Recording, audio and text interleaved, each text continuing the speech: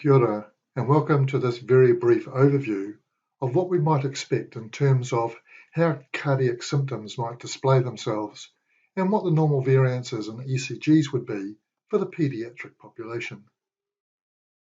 Unsurprisingly, the expectations in clinical examination and in ECG findings for younger people are generally driven by the differences in anatomy and physiology that exist between this population and adult ones.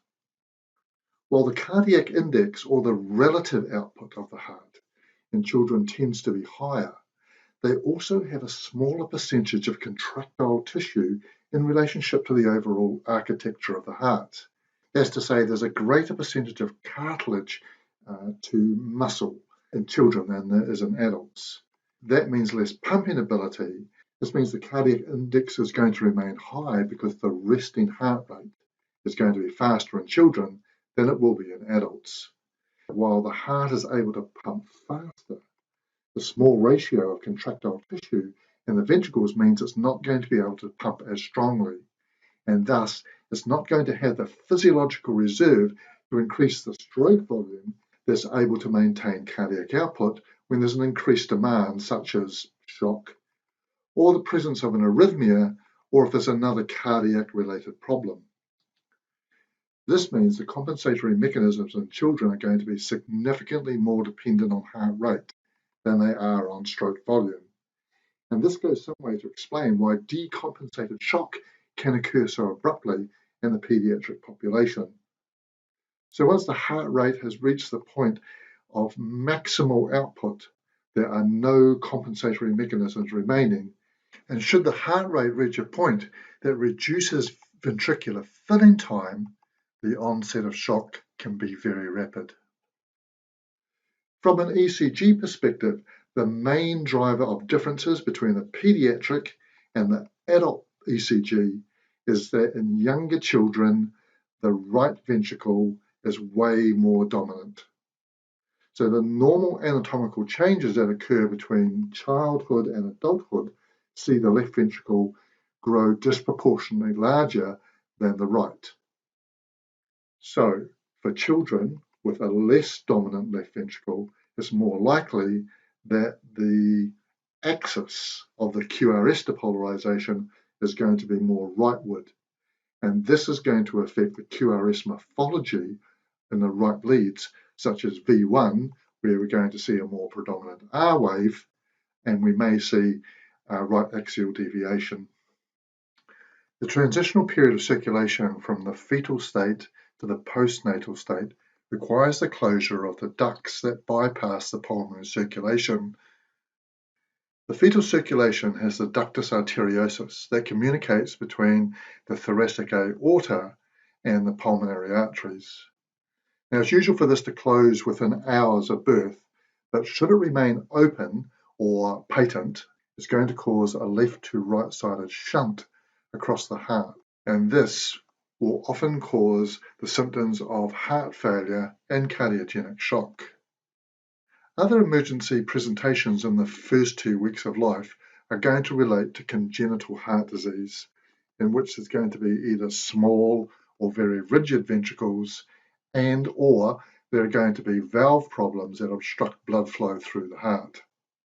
In either scenario, the ventricles are unable to generate enough pressure to supply an adequate flow to the pulmonary circuit or to the systemic circulation. When the PDA remains open, the more common presentation is going to be cyanosis accompanied by signs of cardiogenic shock. Other congenital heart diseases are likely to develop the symptoms of heart failure, and this is going to occur somewhere between 2 and 6 months as the demand on the heart to meet the rate of growth in the child becomes more prevalent. The symptoms we associate with heart failure in infants tend to be exertional, so they occur when extra stress is put on, such as times as feeding. So we see abnormal tiring and shortness of breath, maybe with a grunt, occurring at these times, often associated with cyanosis and sweating. Babies can lose consciousness quite quickly during these periods, so they become blue and floppy, and when the stress is removed, they will regain consciousness and colour. In terms of developmental expectations, in these circumstances, babies are unlikely to gain size and weight as might be expected. Cardiac symptoms in older children relate to one of three types of conditions. That is heart failure, inflammatory conditions such as rheumatic heart disease, or they may be secondary to some form of arrhythmia. Long-term and congenital cardiac issues for children quite often play out in terms of not meeting developmental milestones.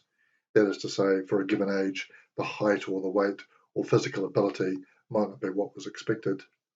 As with younger children, many of the symptoms will appear to be exertional, that is, children tiring or unable to keep up with the physical demands of what would be expected of their peers.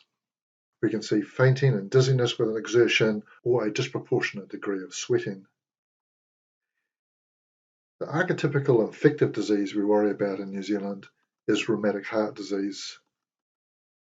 In terms of congestive problems, these can present with unexplained loss of consciousness, an inappropriate shortness of breath, with cyanosis, or with the typical congestive symptoms that we expect in terms of either peripheral edema or pulmonary edema. Ischemic presentations in children are often associated with palpitations, and so the ischemia is secondary to tachycardic heart rates. Rheumatic heart disease remains a prevalent problem in New Zealand, affecting younger people, especially those in lower socioeconomic areas. The onset from the condition is normally related to a strep throat infection, which migrates and starts to infect cardiac tissue. The acute cardiogenic symptoms often relate to the myocarditis or pericarditis. So typically a cardiogenic pain, which is positional and may be accompanied by a pericardial rub. Where effusions occur or valve damage results from the myocarditis, heart failure and pulmonary edema are likely to ensue. The associated symptoms include polyarthritis, and this is an infective pain and swelling in the joints and is seen as a red flag.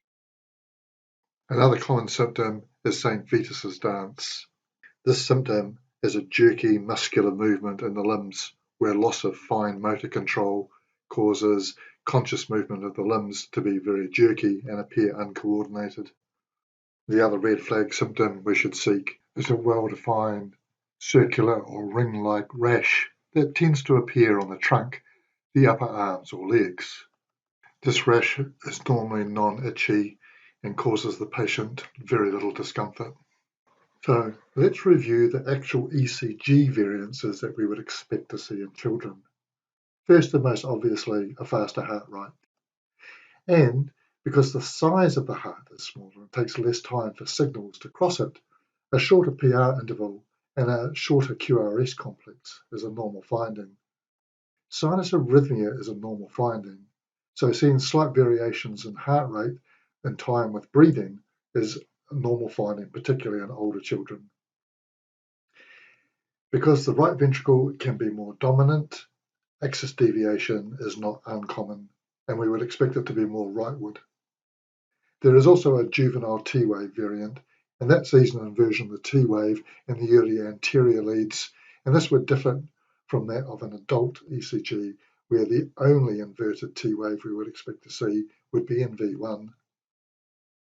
There's a singular clinical gem that I'm going to write up with, and that is we don't do a lot of ECGs on children. Paediatric cardiology is a specialist area in its own right, and where we see variances in ECGs that are not easily explained, it would always be best to seek advice before coming to final decisions. Hope this has been useful. Ka kite.